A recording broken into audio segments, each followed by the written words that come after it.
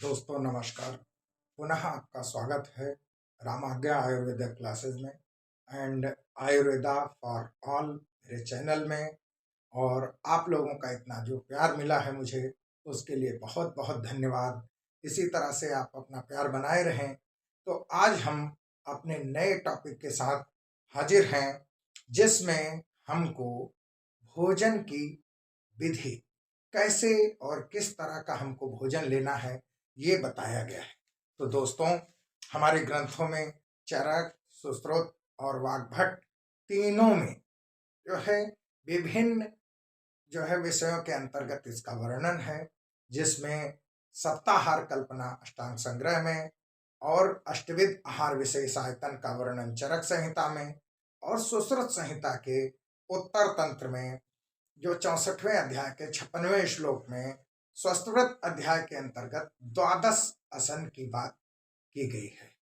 तो हम यहाँ पर, क्योंकि जो है सुश्रुत की बात चल रही थी, तो हम यहाँ पे बात करेंगे द्वादश आसन की। जो है, जो आपके भोजन के नियम हैं, किस तरह के भोजन करने हैं, उसके उन्होंने 12 विभाग किए।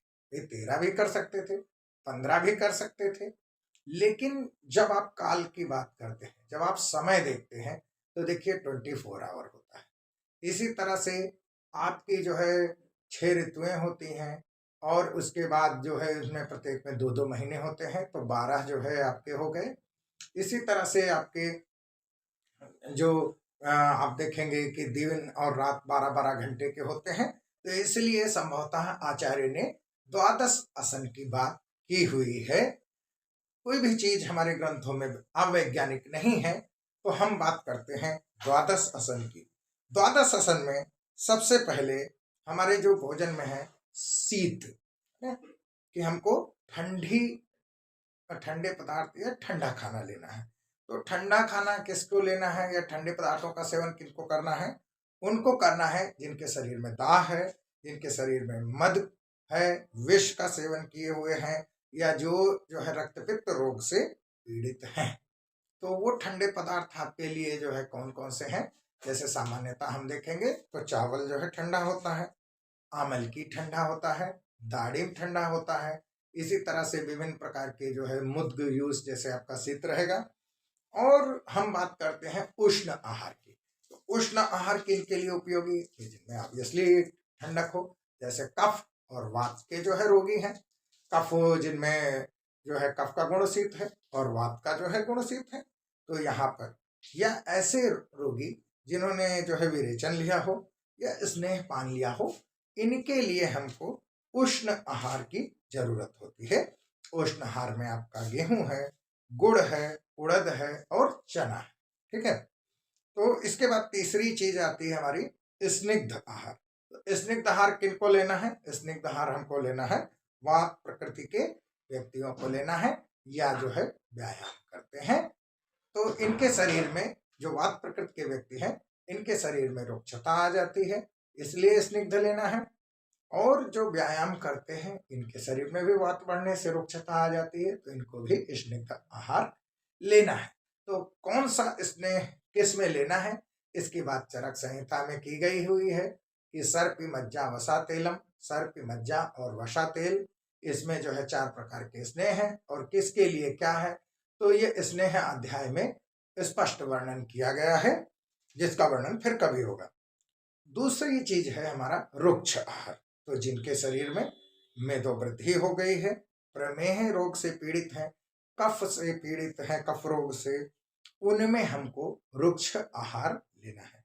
अब मरीज पूछता है या व्यक्ति आप पूछ सकते हैं कि कौन सा आहार है, तो इसके लिए चना है, यव है और गोमूत्र का सेवन किया जा सकता है।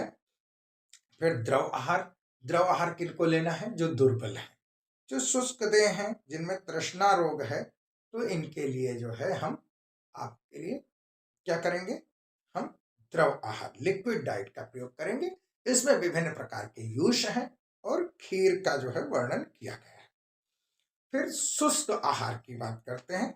शुष्क आहार किसमें लिया जा सकता है?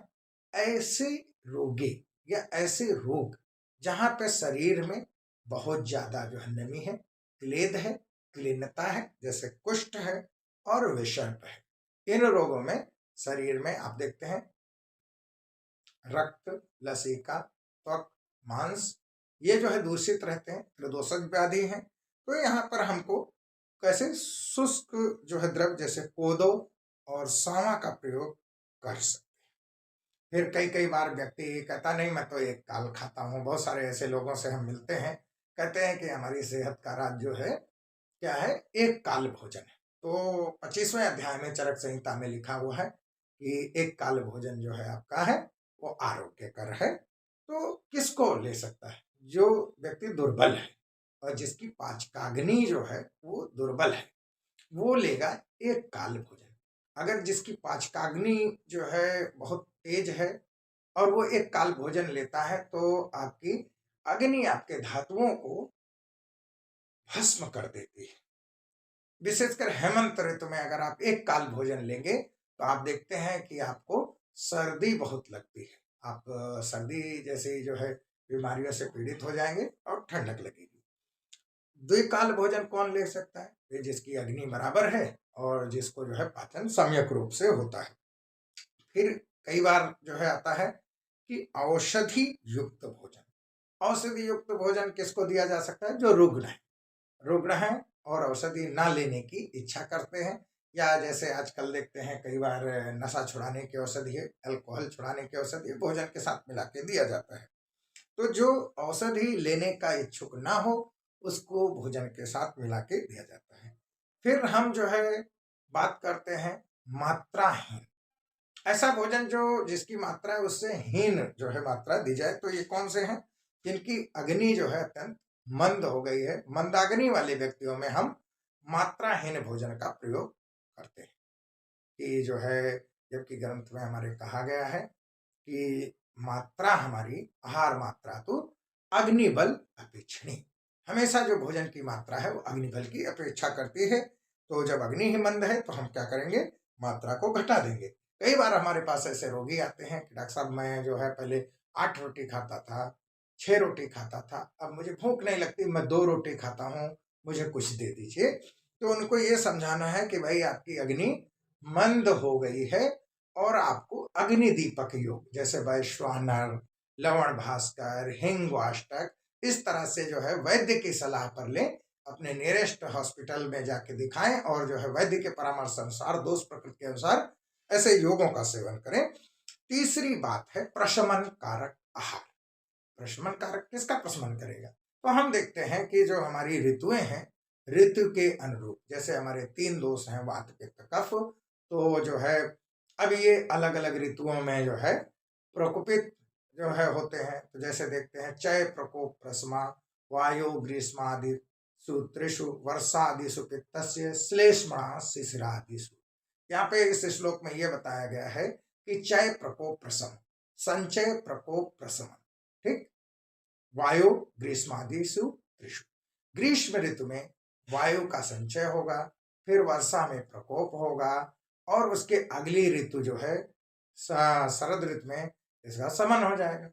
अब इसके बाद जो है अगर हम पित्त की बात करेंगे तो जो है वर्षा में इसका पित्त का आपका संचय होगा और शरद में प्रकोप हो जाएगा और जो है हेमंत में इसका क्या होगा कि समन हो जाएगा। अब वो श्लेष्मा की बात करेंगे तो शिशिर आदिशु, शिशिर और हेमंत चूंकि सम ऋतु हैं तो इसके पहले वाली ऋतु में जो है आपका कफ दोष का संचय होगा और इसमें जो है हेमंत और शिशिर में जो है कफ का संचय होगा, वसंत में जो है प्रकोप होगा और ग्रीष्म में इनका संचय होगा। तो हम क्या करेंगे?